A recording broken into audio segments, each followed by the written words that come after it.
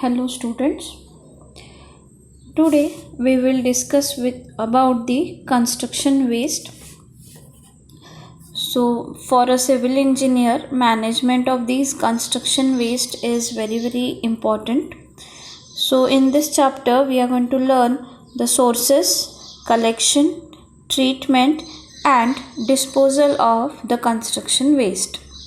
So let us begin with the definition of construction waste. So construction waste means any substance or matter or a thing which is generated as a result of construction work and abandoned whether or not it has been processed or stockpiled before being abandoned. So this is the definition of the construction waste.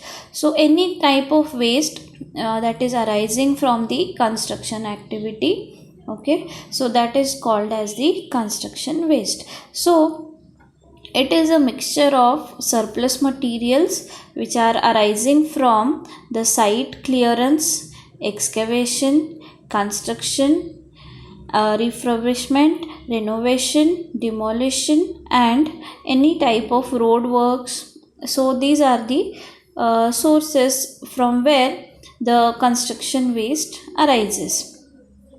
So if you take the Indian scenario, in India we generate about 10 to 12 million tons of the construction waste annually. So it is 10 to 12 million tons of waste is generated annually in India, and the major components of the construction material are the cement, bricks, cement plaster, steel, rubble, stone, timber, plastic and iron pipes. So these are the major components of the construction materials which are being produced as a construction waste.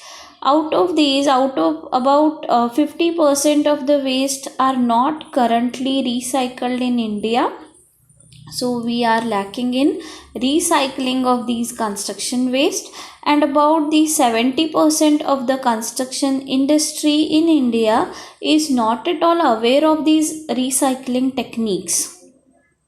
So here 70% of the construction industries which are existing in India, they are not aware of the new recycling techniques, and over 90% of the construction waste are inert and they are known as the public fills. So 90% of the construction waste, they are used as a public fill. So public fill includes your debris, your rubble and the earth and concrete which is suitable for land reclamation and site formation. So this we commonly observe in and around us. Wherever there is a construction and demolition work is going on, there the waste what is arising from the construction activities, that is used for land reclamation or for site formation. Okay. Then these construction waste is normally combined with demolition waste as described as, and it is described as construction and demolition waste, that is C&D. So here C&D stands for construction and demolition waste. So what is that construction and demolition waste? It is defined as the waste which is resulting from new construction, remodeling or the demolition of structure. However, there are some differences between the construction and demolition waste. So there are few differences in construction and the demolition waste. Now we will see the sources and causes of construction waste. So what are the sources and causes of construction waste, we will discuss. So here in the form of table we are going to discuss it. So in the first column there is origin of waste, and in second what are the causes for that or cause of the waste. So first is contractual. So whenever you sign any contract, okay, so there also the waste generates. So how it is? Because of the errors in the contract documents, or the contract documents incomplete at commencement of construction. So if there is any lacunas or any misleading of the in the contract, then or there are any errors in the contract documents, then also the waste are generated. Means this all depends upon the estimation and costing. If you have not done it properly, if there are errors in the contract document and you have procured the materials well in advance, or some errors in the contract documents may cause the contractual waste. Next comes your design. So design, changes in the design. So we all know, as we design the plan for any building, till the completion of building, there are lot many changes are possible at few cases. So here design changes. So as your design changes, there are construction and demolition waste. So your customer may ask for small changes in your structure, okay, in the building. Then these whatever you are changes you are providing for the customer, okay, they lead to formation of construction and demolition waste. So then design and construction detail errors. So if there are some errors, like you have provided gallery in the design and you have not provided the gallery, then again you have to, if the customer complains, okay, then you have to provide it by again demolishing and again constructing. Such errors may lead to the construction and demolition waste. Then unclear and unsuitable specifications, that also may cause the construction waste. Then poor coordination and communication, that is late information, last minute client requirement, slow drawing, revision and distribution. So these are all the causes which appear in the design of the construction. Then procurement. So whenever you order any material, and if there are errors found in ordering, that is like ordering items not in compliance with the specifications, or overall allowance, that the difficulties to order small quantities, and supplier errors. Means here ordering errors means this all depends upon your size and all. Suppose your window size is fixed, and you have again given the order with wrong specifications, okay, then the errors may occur, and that will lead to again the generation of waste. Overall allowance means here difficulties to order small quantities of the waste. So here small quantities of the material, if you are unable to order, okay, because the requirement is very small, okay, that is again end moment, any changes you are doing in the site, then again it will lead to overall allowance error, and that is again lead to the formation of construction waste. Then the supplier errors. If from the supplier point of end point, there are some errors, like again in specifications, or you have given some specification and the material by miscommunication or some other communication gap, okay, there are errors in the suppliers, so that also lead to formation of the waste. Then next comes your transportation. So while transporting, okay, the tiles or any materials, they are very delicate and all, okay, so if there are any damages which are occurring during transportation, or if there is insufficient protection during unloading, okay, or insufficient methods of unloading, that all leads to the transportation errors, and that will cause again the construction waste. Then on-site management and planning. So here the causes of the waste are lack of on-site waste management plans, then improper planning for required quantities, then lack of on-site material control, and lack of supervision. So all these lacunas will lead to again more construction waste. If you don't have proper management plans, if there is improper planning for required quantities, if there is lack of on-site material control and lack of supervision, so all these lead to the on-site management and planning causes for construction of the waste. Then few more points are material storage. Okay, if there is improper storage, that also leads to the formation of the waste, like inappropriate site storage space, which is leading to damage or deterioration of the waste, like iron rods and all, they may undergo rusting and all. Okay, so that care you have to take while storing of the material. Then improper storing methods, if you have adopted, if the materials are stored far away from the point of application, that also causes the waste. Then next point is material handling. So while handling of the material also may lead to formation of the waste, like materials which are supplied in loose form. Okay, then on-site transportation method from storage to the point of application, then inadequate material handling. So these are all the causes which are for the material handling.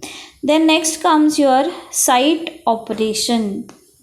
So here the causes are the accidents due to negligence, then equipment malfunction, then poor craftsmanship and time pressure.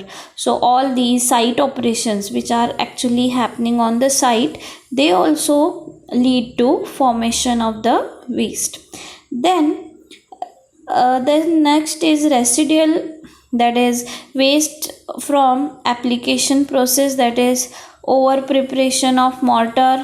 Okay, so like if there is any wrong mixing of the materials in the cement, okay, then that is application process.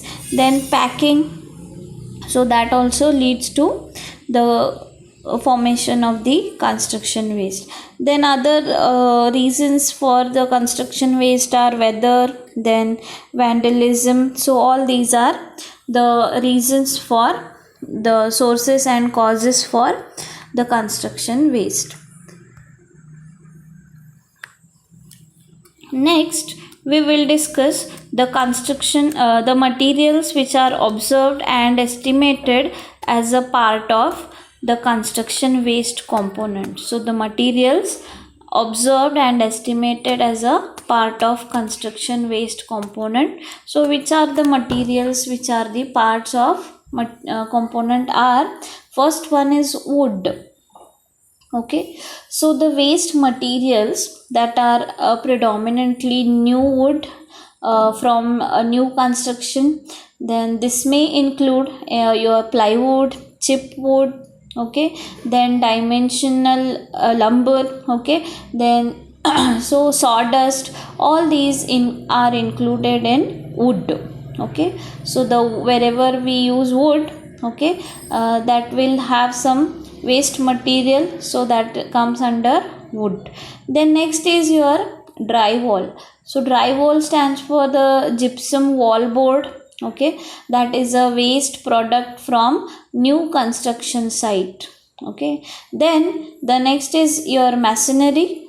Okay, so masonry, your bricks, the inert materials such as bricks, concrete, then rocks and the dirt, okay, that originated at the construction site, that is called as masonry. Okay, so this masonry material was cleaner and newer than the demolition masonry material. So here the bricks and concrete rocks, all these are generated from both the construction activity as well as the demolition activity, but the material which is arising from the construction waste, that is clean and new than the demolition masonry material. Then next comes your metals. So that is metallic materials that were waste product of new construction activity. So this material consisted of new metal studs and the metal beams and pipes. So all these come under metallic waste. Then your plastic also, right? So plastic waste materials which are used in new construction site. So this include your PVC, then plumbing pipes, PVC siding and the plastic sheets. So all these are included under plastic. Then comes your cardboards. So cardboard boxes, then the boxes boards and the cardboard packing materials. So all these come under cardboard. Then some other material, that is any waste material that is originating from new construction which do not fit into one of the category which is mentioned above. So these materials include your fiberglass, then insulation, electrical wiring, paper and the municipal solid waste from the job sites. So all these are the materials which are observed and which are also estimated as a part of the construction waste component. Then we'll see what are the commonly recovered construction materials. So here the recovery is also possible from the waste which we have discussed just now. So we will see how we can what all the materials which can be reused. So first one is your wood. So reuse of timber, that large dimension lumber, plywood, then flooring, molding, then the lumbers which are longer than 6 feet, then the clean untreated wood and can be recycled, okay, or you can remill it, okay, into flooring, or even you can go for chipping of the wood, okay, then to make the engineered boards, okay, then boiler fuel and mulch, okay. So all these are the reuses of the wood which are arising from the construction activities. Then next is your gypsum wall board. So how you can reuse the or how you can recover the gypsum wall board is remove and recycle the gypsum drywall, and markets include new drywall manufacture, then cement manufacture and agriculture. So unused drywalls that can be returned to the supplier, okay, or you can donate it or you can sell it, which can be sold also.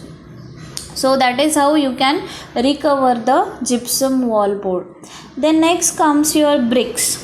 So bricks can be reused. So reuse of clean bricks in historical restoration projects, or recycle clean bricks by crushing the materials, okay, you can crush the bricks and reuse.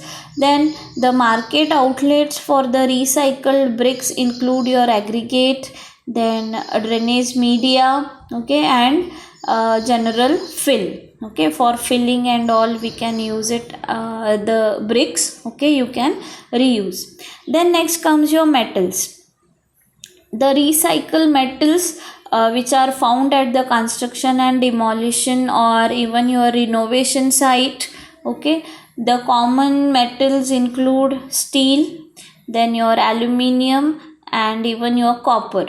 Okay, so all these are the metals which can be recycled and reused. So the local metal scrap yards, okay, or recyclers that accept the metal waste, metal material, they are typically accessible, so you can sell it to them and it can be further processed and recycled and reused.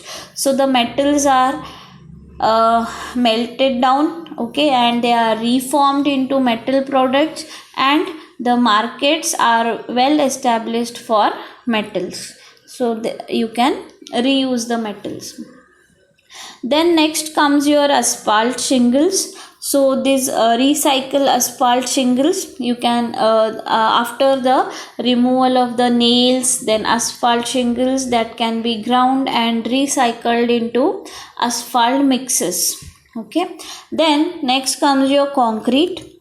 So concrete is commonly recycled, so it is crushed and the reinforcement bars are removed from the concrete and the material is screened for the required size. And the market outlets for recycled concrete include your road base, okay, then general fills, pavement aggregate, and drainage media. So all these are the sites where you can reuse the concrete waste. Okay, so like your general filling, for filling you can use, for the base for the road, okay, you need material, that is concrete we need, so that there you can use it. Then for as a drainage media also you can use the concrete. Then next comes your roofing, that is non asphalt shingles. So reuse sheeting, okay, terracotta, then slate, and untreated cedar tile, okay, all these are reused. Okay, then metal materials can also be recycled, which are used for the roofing. Then comes your asphalt paving. So asphalt is crushed and recycled back into new asphalt. Then the market for recycled asphalt paving includes your aggregates for new asphalt, hot mixes, and sub base for paved road. So you can reuse the asphalt paving. Then the last one is land clearing residuals. So trees and brush that can be recycled and compost or mulch, okay, or soil can be reused as a fill and cover.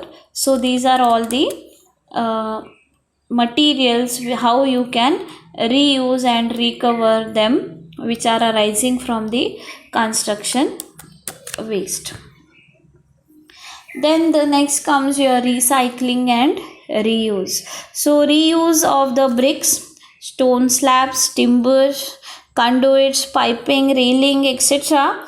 to the extent possible and depending on their conditions, we can reuse and recycle the materials which are generating at site. Then the plastic, broken glass, scrap metals, etc. that can also be reused by recycling industries. Then rubble, bricks, brickbats, broken plaster, concrete pipes, etc. they also can be used for building activities such as leveling, then undercoat of the lanes where the traffic doesn't constitute of heavy moving loads. So all these you can reuse. Then larger unstable pieces can be sent for filling up the low lying areas to make the ground level. Okay, then fine materials such as sand, dust, etc.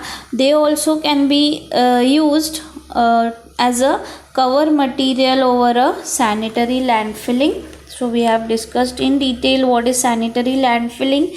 There we need daily cover, okay, to cover the material which are dumped into the landfill. So there you can use such materials which are arising from the construction and demolition activities. Then the excavated soil can also be used creatively in the landscaping of the development and for the construction of embankments and screening, noise abatement, berms in civil engineering projects. So these are the recycle or reuse of these materials which are arising from the construction activities.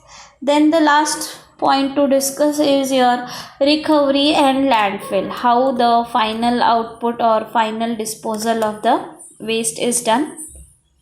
So here maximum materials you can recover, okay. The conversion of non-recyclable waste material into unusable heat in form of fuel or electricity. Then the industrial waste stabilizes. The materials having no value in reuse, they although employed for beneficial use in stabilization. Then reuse public fill at the public filling areas for reclamation, and the final option is your landfill. So landfill is the least preferred option, although if required it should be done after considering all the laws and regulations.